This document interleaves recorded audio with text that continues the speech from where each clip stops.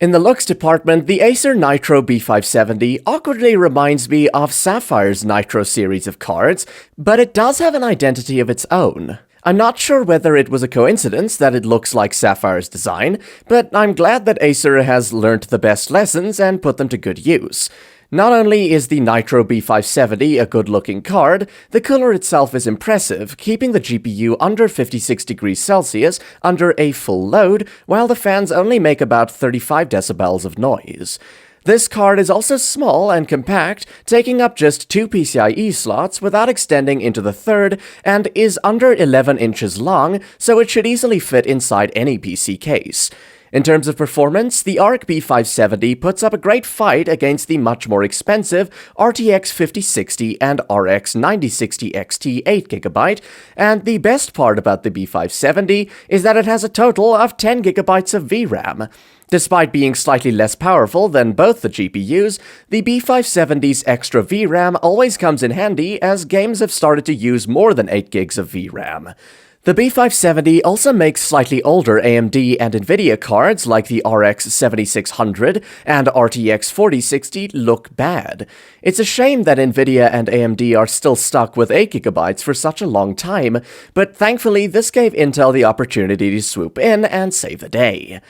In seriously demanding games like Stalker 2 and Black Myth Wukong, the B570 can average between 60 to 70 FPS at 1080p with medium settings and XeSS enabled.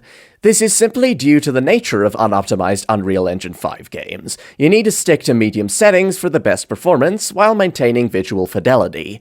Thankfully, most games play really well on the B570. Cyberpunk 2077 runs at 1080p with high settings at around 80 FPS, and The Last of Us plays well at 60 FPS with a mix of high and medium settings. The B570 even has room for ray tracing, which means that if you need to play a game that has mandatory ray tracing, like Doom: The Dark Ages or Indiana Jones and the Great Circle, the B570 can easily play them at high settings with around 45 to 50 FPS. Other than just gaming, the B570 has the Intel Media Encoder, which is undoubtedly one of the fastest 4K video encoders. You get excellent AV1 support for both encoding and decoding, along with the large 10GB VRAM to fit in larger project files that may crash 8GB cards. Now, even with all the great things about the B570, there are a few things you need to keep in mind. Firstly, since it's still Intel's early attempt at making GPUs, the drivers may not be the most stable compared to AMD and Nvidia. The drivers also have significant CPU overhead, and the performance scales up or down depending on how powerful your CPU is. If you pair the B570 with an older CPU like the Ryzen 5 3600, you may see half the potential performance. Pairing the B570 with something super fast like the Ryzen 5 9600X or Core i5 14400 is the way to go. At its price point, it's one of the absolute best GPUs out there for new budget gamers. To sum up, what I like is that it's excellent at 1080p even with ray tracing, the 10GB VRAM buffer, and the super fast media encoder for 4K video editing.